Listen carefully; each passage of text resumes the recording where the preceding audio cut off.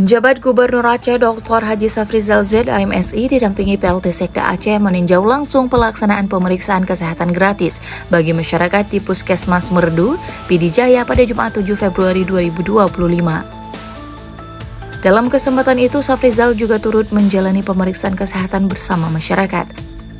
Pemeriksaan ini dipandu langsung oleh tim medis Puskesmas Merdu yang melakukan screening awal terhadap riwayat penyakit pasien sebelum mereka menjalani pemeriksaan laboratorium.